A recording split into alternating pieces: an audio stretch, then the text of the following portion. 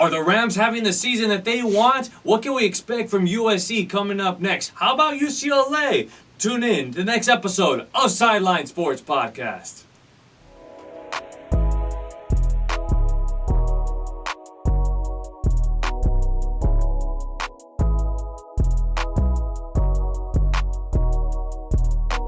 Welcome to Sideline Sports Podcast. I am the host, Alex Naveja, and if you're not on the sideline, it's not Sideline Sports Podcast. Welcome to episode 15 of Sideline Sports Podcast, where if you're not on the sideline, it's not Sideline Sports Podcast. I am the host, Alex Naveja, and with me tonight is a special guest because he's my cousin. He's my blood cousin, Hector Aguayo, or do you prefer Hector? Normally I just go, a lot of people know me by Hector Naveja, but it's normally Hector Aguayo on paper. So Hector Aguayo, my cousin, he is the long snapper from Santa Ana College, and would you like to speak a little bit about how this season went? Man, where do I start? It was a long season, probably the longest season I've ever been in. The most football I've ever played. That being said, because in high school I was a kicker. You remember going out to the games. Going to Winter Park. You know, you just see me kick the ball. But now I switched positions simply because we didn't have a long snapper. So I kind of just took over and said, hey, you know, if we need a long snapper, I'll do it. And then one day we were just messing around in practice, and then I snapped a ball and it came out pretty nice. And my coach was like, all right. You're the guy. You're the long snapper. You're the guy. Nice. So, just want to say this episode of Sideline Sports Podcast is brought to you by Lean Mean Meals. Make sure to get all your meal prep done with them. They have your breakfast, your lunch, and even your dinner. They also have detox juices along with your cold brew coffee. I'll put the website down in the description. Make sure to use my promo code SIDELINE10 to take advantage of saving 10% off on all of your orders. So make sure, get those orders in, because I know Ms. Dominguez is going to have some pretty good holiday specials coming up for you guys. But I mean, Hector, well, a lot of football to talk about right now. First of all, I know you're really disappointed on watching that Monday Night Football game, Ravens and Rams. Explain to me, why did that game turn out to just be an absolute blowout? Lamar Jackson. That's pretty easy to say. I think we can talk about the next topic.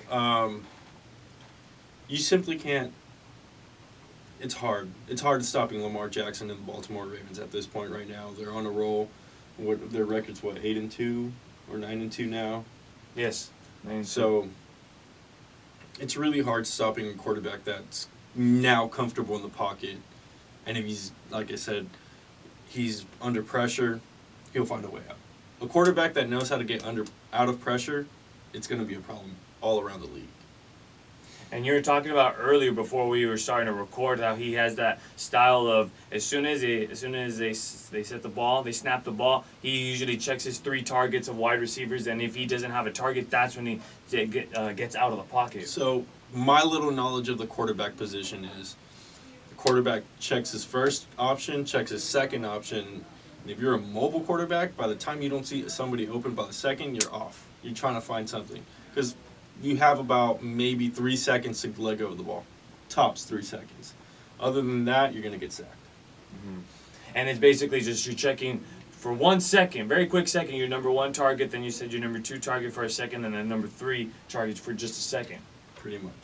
So how can you explain what's going on with the Rams right now? I mean, this is a team that was one of the top teams in the league last year, and then now this year is just a different story with them. Well, from what I've seen and heard, it's the O-line. We haven't had consistency at the O-line position. We've had injuries, you know. Right now are only everybody's a rookie besides Andrew Whitworth. So you have a bunch of rookies trying to figure things out. That's not giving Jared Goff enough time to do what Jared Goff does. Jared Goff is not a bad quarterback. He just needs time to throw the ball. When he has time, you saw last year. Last year's O-line was perfect, and that's why we got that far. Because Jared Goff had time to throw the ball, and we made great plays every game in and out. And that was where Jared Goff was really able to show off to the league. Hey, you know what? I'm a big dog. I can survive Exactly. in the NFC and even just like in the whole NFL in general. Exactly. So now that he doesn't really have that much time, he's getting sacked left and right. So it's really a big issue. Another issue we're having right now is our defense. We let Dominic Sue go, so now we're getting Aaron Donald double teamed about every single down. So we're missing that one key player that can distract the offense from Aaron Donald. Yeah, last night, or I should say Monday Night Football, that it was the Ravens, the O line was actually double teaming on Aaron Donald. That's why Donald was really MIA. He was there, but they were double teaming on him, and they were really not allowing him to get a clear lane. But last year's story was just so completely different. They had Dante Fowler, they had Dominic and Sue, they had Aaron Donald as well. They just looked so great, and when it came to defense, Then Brandon Cooks was out for like 2 weeks with a concussion injury, and we wanted to make sure. Well, not we, the Rams wanted to make sure that he was going to come back healthy as possible. Didn't want to rush that injury because it's so severe. Those head injuries are problematic. very problematic. And I mean, what do the Rams have to do? I mean, I know the clock towards the playoffs is really coming to, and it's really coming close. And I know the Rams, they have the 49ers that are at the top right now. They have the Seahawks, who are also playing some pretty dynamic football right now. And the Rams currently standing third in that NFC West. What moves do they have to make, or what do they have to do moving forward to even try to get or squeeze themselves into a playoff spot? You know what? As a Rams fan, I don't even want to see them go to the playoffs. Really? I don't, because at the end of the day, what are we going to do? Get knocked out in the first round? The way we've been playing, it's not good. It's not playoff football. We don't have the team we had last year. We won't compete. Right now, the teams that are standing out in the National League: Green Bay, the Niners, of course, and the Saints. Seahawks, they're there, but they're not at the Saints or the Niners. Right now, personally, I believe that the Niners and the Saints are the 2 top teams in the NFC. So you're saying the NFC, maybe the NFC Championship could probably be Saints and 49ers? Yeah. Wow, that's pretty good right there. But moving forward, if you were to address one thing for the Rams in the offseason, what would that be? Get someone that's going to get Jared Goff some time. We got the receivers. We got the running back. We don't need anybody else. We just need time up front. That's all we need.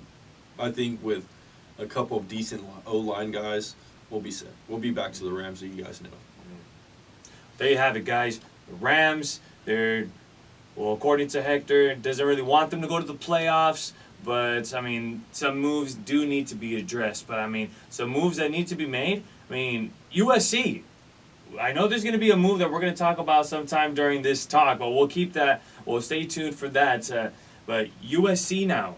That's an interesting talk right there. I mean, USC finished number 23 in the nation. They finished up second, or potentially second. We're still waiting to see what the final game or that final is going to be, Utah and Colorado. So we were talking about this earlier. If Utah loses, USC is in that top spot. They'll have to play against Oregon. So USC, do you think it's going to happen or what? No. Utah's going to take care of business. Utah is doing great right now. They're one heck of a team. I was shocked when USC beat them, because Utah is a very, very talented team. Their offense is great. Their defense is even better. So Utah won't lose to Colorado. I firmly believe Utah won't lose. So let's put that into perspective. What if Colorado comes up with the upset, USC gets that number 1 spot, and they play against Oregon? It's going to, you know what, Oregon's such a dynamic team. They're on a roll right now. I think it would happen the last time they met. That was a 56-24, I believe. That was the final score. It was a sloppy game by USC. It was very bad. We were keeping up in the first quarter, but other than that, it was just a game to not remember. A game to forget. That's all it was. But no, if they face off in the Pac-12 Championship, it's going to be an easy W for Oregon. Sadly. So, we were also talking about it earlier. Keaton Slovis. This is a player that could be a big time. They're starting quarterback. Even if Daniels does come back next season, do you stick with Slovis or do you still stick with Slovis? I'm sticking with Slovis. The kid's on a roll right now. Nobody thought he was going to play until JT got hurt. Kid showed up, and everybody was like, "Who is this guy?" I didn't know who he was. I didn't even know. I didn't even know he was on the team. So when he showed up and started playing, I was like, "Okay, kid's pretty good." And then he started having games where he was throwing over 400 yards. Against UCLA, he threw for 515, I believe. Wow. Threw for 515 yards. So that says a lot about him. He's a freshman throwing for 515 against UCLA, which is a huge game. So if you're USC moving forward, would the easy decision be continue going with Slovis? At this very moment, USC would continue with him, but during this off season, they're going to let them compete for the spot. I can say stay with Slovis, but at the end of the day, if they show up to camp and JT's out throwing Slovis, they're going to go with JT. They're going to go with the better performer because at the end of the day, they want the guy who's going to win the game. And and even then, it was USC that blew some games that they should have won. Easy one to say, BYU. That was a game they should have won. And against Notre Dame, that was another game that I truly believe and will stand firmly to this. I really think USC should have won that game as well. And I think the record should have been better. And I still believe they could have been ranked even better than how they are right now, number 22. So for the BYU game, I only watched probably like half of the game because I had a game of my own. So from what I was watching, I didn't like any of the things they were doing. They were sloppy. It was in USC football. It was just rushed football. They were trying to do too much, and it ended up backfiring them, and they lost by 3 in overtime. That's one of the games I think they should have won. Other than that, I think they lost every game rightfully. Notre Dame, that was a game that was... Notre Dame had control throughout the whole entire, in 3 quarters. But in that 4th quarter, that was a different story. I saw a different USC team that was just trying to play catch-up, and they came very closely to it. But, football's not the type of sport where you're going to push in that 4th quarter and never even try to come back. You want to dominate all 4 quarters because you just don't know what can happen in the 3. By that time, when you get to the 4th quarter, it could be maybe already like a 4 or 5 touchdown game right there. Exactly. So same thing with the Rams and the USC situation. I don't want them to go. They're not ready for that. They're not ready to see Oregon again. Would they play a better game? Maybe. Slovis is a lot more comfortable now. It's been 3 to 4 games from that game. So it could be a different outcome, but I still believe they'll come short to the game. Oregon's going to take it. Oregon's unstoppable right now.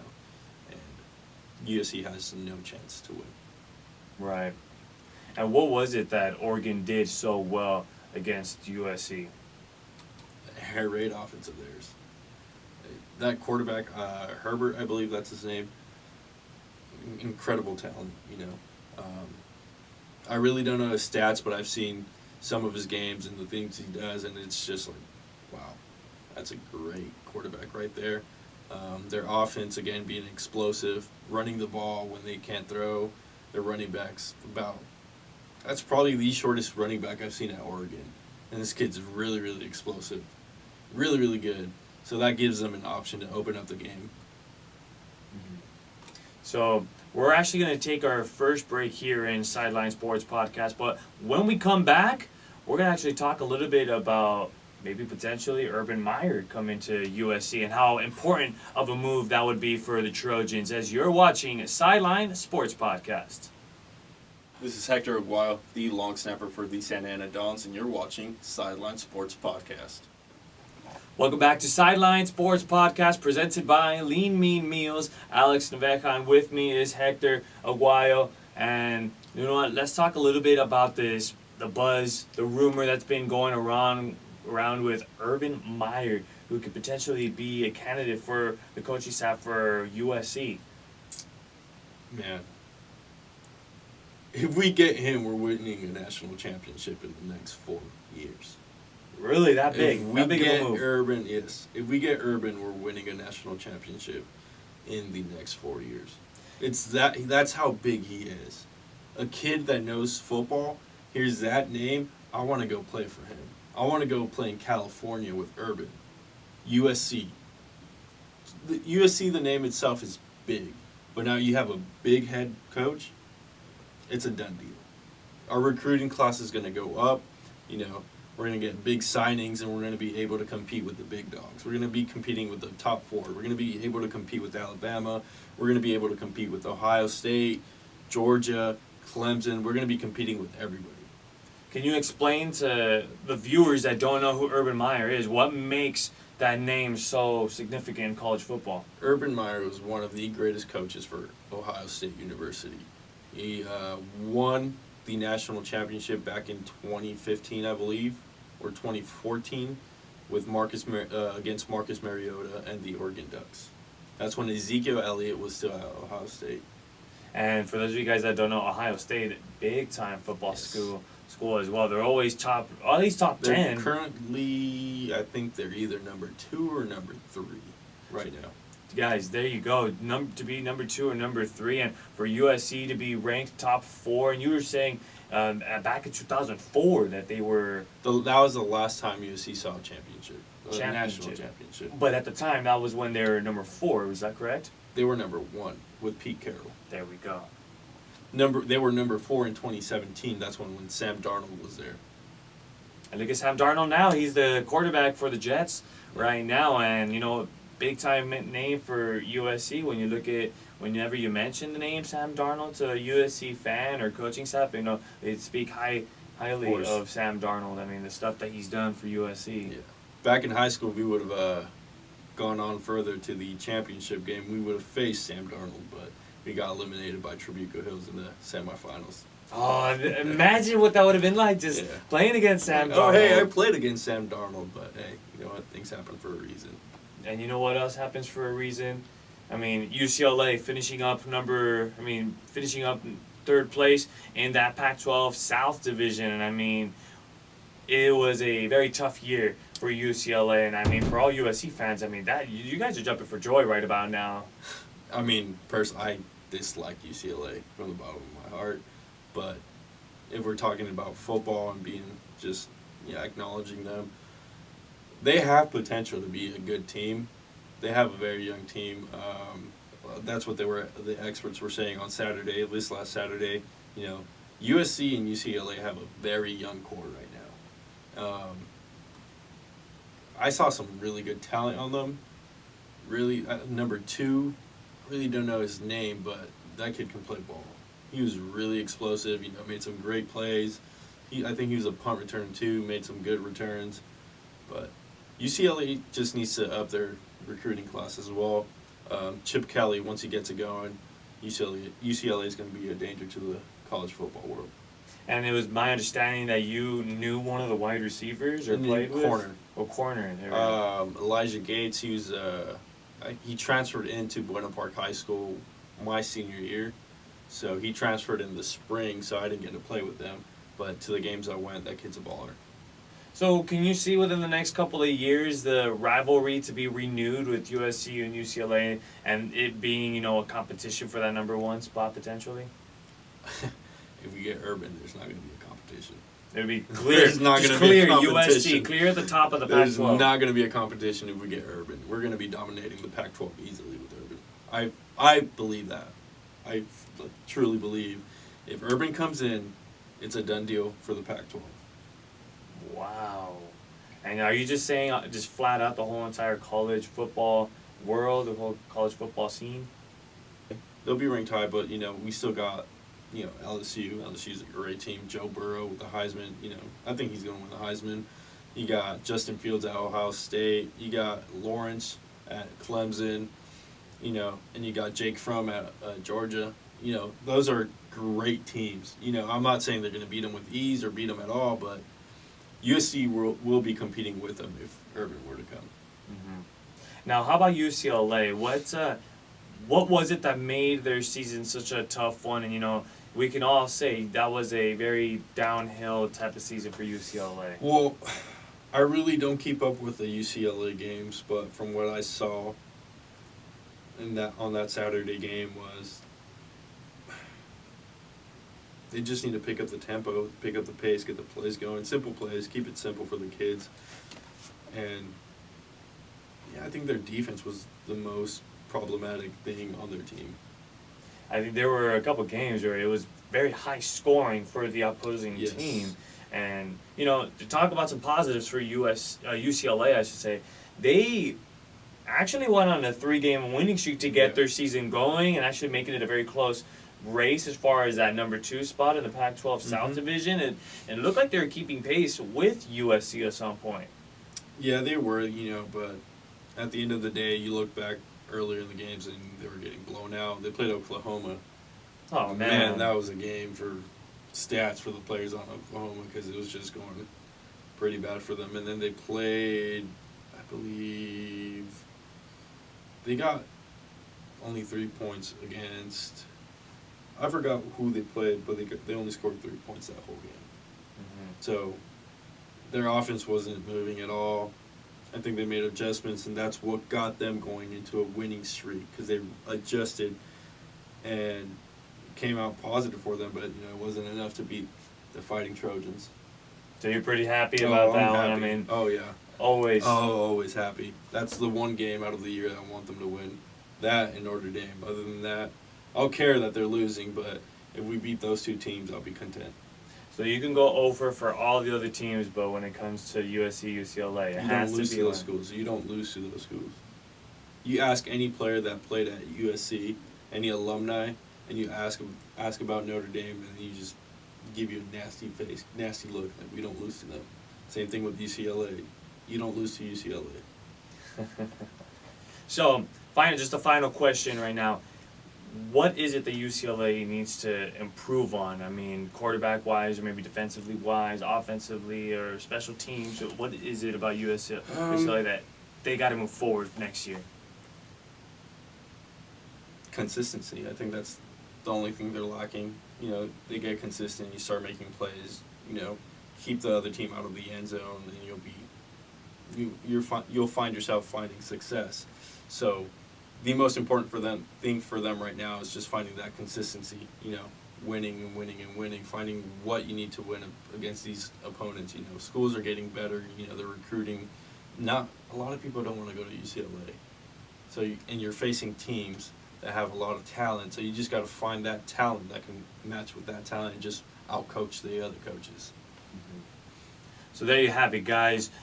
Urban Meyer maybe potentially coming to USC. That's what a lot of USC fans would love there. Rams got to improve defensively and even just try to give Jared Goff a little more extra time. And as for UCLA, they need a little more consistency right there. As that's going to do it for us here in Sideline Sports Podcast, as this episode was brought to you by Lean Mean Meals. Get your meal prep done with them today. They've got your breakfast, your lunch, and even your dinner. They even have you with detox juices and cold brew coffee. I'll make sure to put the website down in the description. Use my promo code Sideline10 to save you guys 10% off on all of your orders. And make sure to place the orders with Miss Dominguez. And guys, if you're not on the sideline, it's not Sideline Sports Podcast. So of course, make sure to give this video a thumbs up. Hit the subscribe button for those of you guys tuning into YouTube. For those of you guys on Spotify, make sure to follow the channel or follow the podcast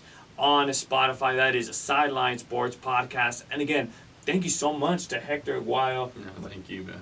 A.K.A. my cousin, for being on the podcast on such short notice. I mean, it being Thanksgiving week and all that. And again, long snapper from Santa Ana College. And again, I'm Max Naveja, the host. Thank you so much for tuning in, guys. Take it easy and happy Thanksgiving.